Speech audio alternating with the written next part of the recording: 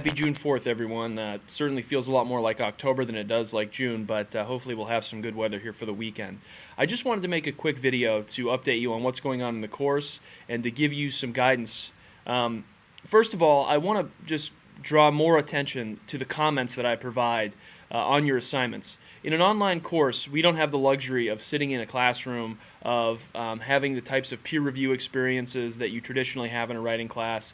And frankly, one of my greatest skill sets as a teacher, and one of the things I put a lot of pride in, is providing one-to-one feedback on student writing. Before I was a faculty member, I directed and worked in writing centers. And in those experiences, I worked with folks from a range of disciplines and abilities on their writing. And so I'm really comfortable, and I put a lot of pride in trying to provide generative and formative feedback. And by that I mean feedback that's going to help you become a better writer. I am committed to that to no end. So I want you to feel really comfortable having a dialogue with me about the comments. I want the comments to be a very rich source of learning for you, because in an online course, really I'm relying more heavily on the book and on my comments than I am on lecture-type experiences. So it's really important that you invest time in reading those comments, internalizing those comments, forecasting how those comments will help you in the future, because really I want those to be something that you are applying in other types of assignments. One of the things we know about the learning of writing is that writers have a difficult time transferring knowledge. So they learn how to do something in one context. They have a really hard time anticipating how to use that same skill in another context. And so my comments are one place where I try to help you facilitate that type of learning transfer. So feel really comfortable to shoot me an email, set up office hours, have a call with me, whatever you need to do. This is your course. Your level of investment, your level of effort will largely dictate what you get out of it, but I do spend a lot of time providing feedback and comments on assignments, and so I hope that you take those very seriously.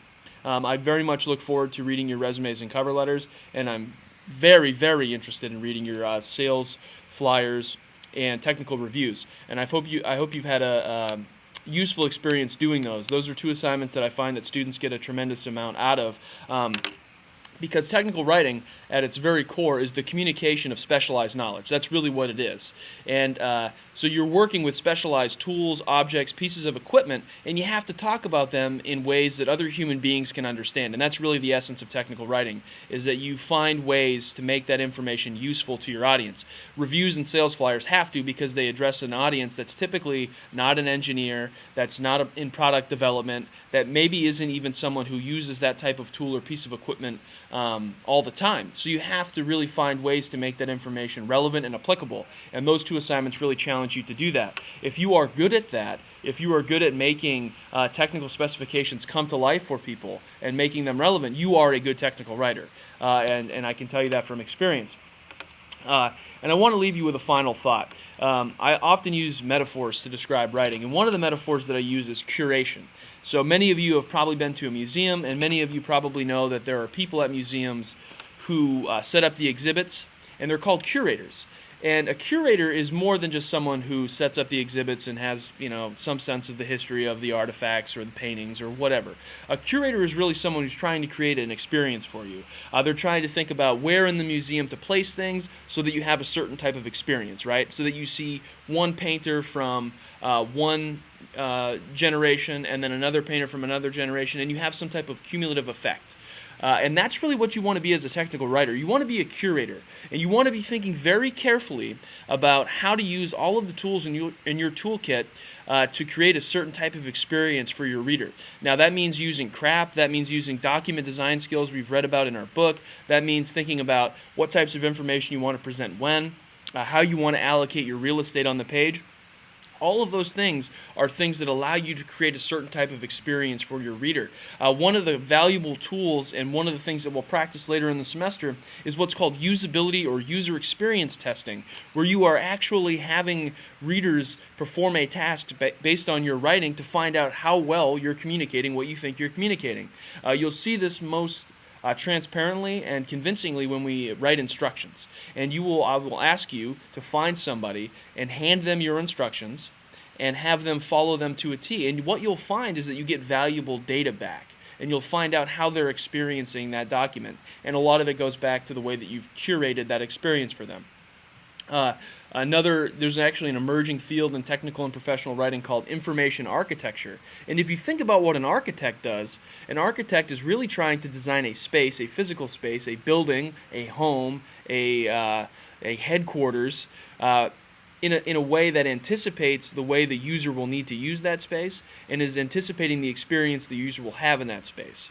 And so information architects are doing that same work. They're thinking about how to put the pieces, the tools together, the words, the images, the headings, the lists, all of those types of things, so that the user or the reader has a certain type of experience. So it's really important to put yourself in that mindset, that there's someone on the other end of this communication that needs to do something, and you need to facilitate that the best way that you can. And I think you'll find that in the next couple weeks, when we do usability and user experience testing, you will get valuable data back about how people are actually experiencing that, because the hardest thing to do as a writer is be your own audience. It's almost impossible to remove yourself from the document that you're working on and anticipate how a flesh and blood human being will interact with that text. I think we all know that. We probably have all written something that we thought was crystal clear and found that actually it wasn't. That we had omitted a valuable piece of information, that we had skipped a step, that we took for granted what the reader may or may not know. And the only way to figure that out is to actually hand the document to somebody and have them take a look at it. And that's a very valuable lesson in this class. A lot of times I'll come across people and they'll say, "Hey, Mike, what's a tip you can give me about writing?" And the number one thing that I know about writing is that it's hard work, frankly, and you have to devote the time to seeing documents through multiple iterations. But the other thing is that it's a very social process, and you have to be willing to rely on others to get feedback. And that's why it's so important for you to read my comments and for you to reach out to others, because you can't be your own audience. It's just simply not possible. So I very much look forward to looking at the documents that you've produced this week.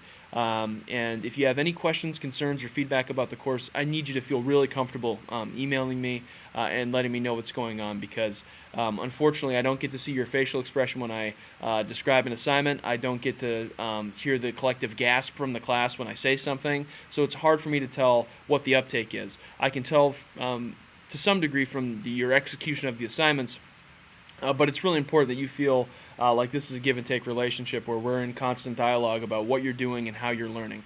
So have a very nice weekend, and I'll talk to you guys soon.